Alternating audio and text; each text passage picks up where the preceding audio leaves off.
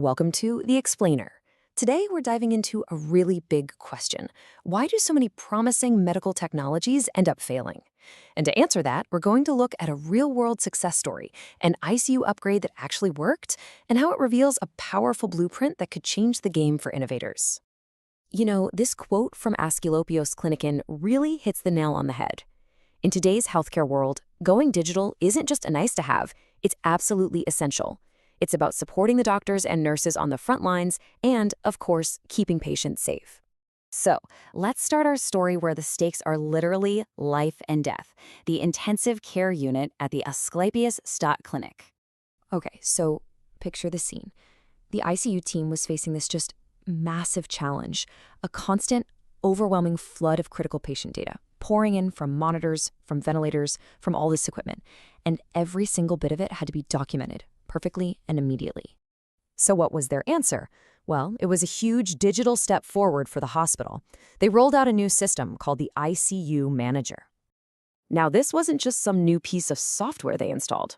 No way. This thing was a complete game changer for their workflow. It automatically pulled data from medical devices, it helped them make better clinical decisions, and it made sure no data ever got lost. It was designed from the ground up to fight that feeling of being completely overwhelmed. And right at the center of making all this happen was Dr. Amel Hovkich. He's a senior physician working right there on the ICU floor. But, and this is where the story gets really interesting, his involvement doesn't stop there. You see, Dr. Hovkich's experience inside the hospital, on the front lines, gave him this incredibly unique and powerful perspective that goes way beyond just this one project. This right here tells the whole story.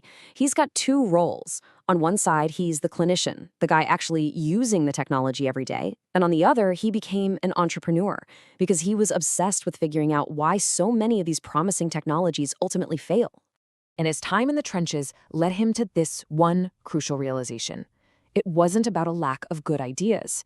The problem was that these brilliant innovations just didn't fit into the chaotic, real-world flow of a hospital. And that gap, that disconnect between a cool idea and how it actually works in practice, that's the #1 reason MedTech startups go under. So he founded EvoMed Consulting to build a bridge across that exact gap. And to do that, he took everything he learned on the front lines and turned it into a practical framework, kind of like a guide for other MedTech innovators. It's called the EMC Star Map. And honestly, the best way to think about it is like a GPS for navigating the incredibly complex world of healthcare. The whole goal here is to stop the costly cycle of trial and error by asking all the tough questions right at the very beginning before it's too late. So how does this GPS actually work? Well, the STAR map is built around 7 key areas, or as Dr. Hovkich calls them, constellation points. Now, these 7 points are the absolute make or break factors. And let's connect this back to the ICU Manager. The reason it succeeded is because it nailed these points. For instance, it had super low implementation friction because clinicians like Dr. Hovkich helped shape it. It proved its economic viability by saving tons of time on documentation. And it boosted quality of care by making sure patient data was always accurate and available. A tool that ignores these things is a tool that's destined to fail. You see, each one of these points is a potential landmine. If you ignore them, it doesn't matter how brilliant your tech is, the realities of a busy hospital will derail it, every single time. And this brings us to the core takeaway, really. What's the actual cost when your amazing new idea is totally misaligned with how things actually work? This quote from EvoMed really sums up the whole philosophy.